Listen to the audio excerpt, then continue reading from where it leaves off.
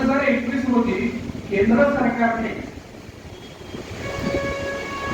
असा निर्णय घेतला की मार्च 2025 पर्यंत पूर्ण देशभरात जे इलेक्ट्रिसिटीचे मीटर आहेत ज्यांचा लोड 2 किलोवॅट पेक्षा कमी आहे असे इलेक्ट्रिसिटीचे मीटर जे सर्वसामान्य लोकांचे मीटर असतात, छोट्या उद्योगांचे असतात, शेतकऱ्यांचे असतात, असे इलेक्ट्रिसिटी मीटर प्रीपेड करायचे। आता प्रश्न असा आहे की हा निर्णय केंद्र सरकारने घेतला। आपण देशभरात बघतोय की इलेक्ट्रिसिटीचं जे डिस्ट्रीब्युशन आहे ते राज्य सरकार करत असते। हे मान्य आहे आम्हाला की इलेक्ट्रिसिटी हा सब्जेक्ट कॉन्करंट लिस्ट मध्ये आहे आपल्या संविधानामध्ये, पण आज याच इलेक्शन मध्ये ठरलंय की या संविधानाला कशा प्रकारे तोडण्यात येत आहे तेच आपल्याला आता दिसून येत आहे। कॉन्करंट लिस्ट मध्ये असूनही या विषयावरती राज्य सरकारची कन्सेंट न घेता या लोकांनी अशा प्रकारचा निर्णय घेतला।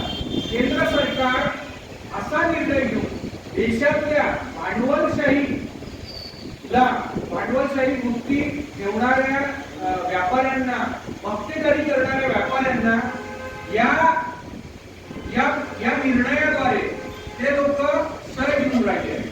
आणि तुम्हाला माहित आहे या प्रकारे या विषयामध्ये टेंडरमध्ये कोणत्या कंपनीला सगळ्यात जास्ती टेंडर मिळाले हे आपण महाराष्ट्रात सगळ्यांना माहित आहे। अदानी या कंपनीला सगळ्यात जास्ती भागात इलेक्ट्रिसिटी मीटरचा विकण्याचा टेंडर मिळाला आहे।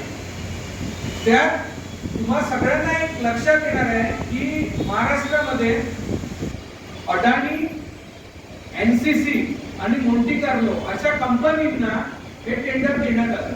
या कंपन्या मूळतः इन्फ्रास्ट्रक्चर किंवा इतर उद्योगांमध्ये काम करणाऱ्या कंपन्या आहेत आणि ह्याच कंपनीने टेंडर देऊन हे कोणत्या आधारावर टेंडर दिलंय हे सगळ्यात पहिले माहिती करण्याची गरज आहे। आमचा सगळ्यात पहिला प्रश्न आहे या विषयावर।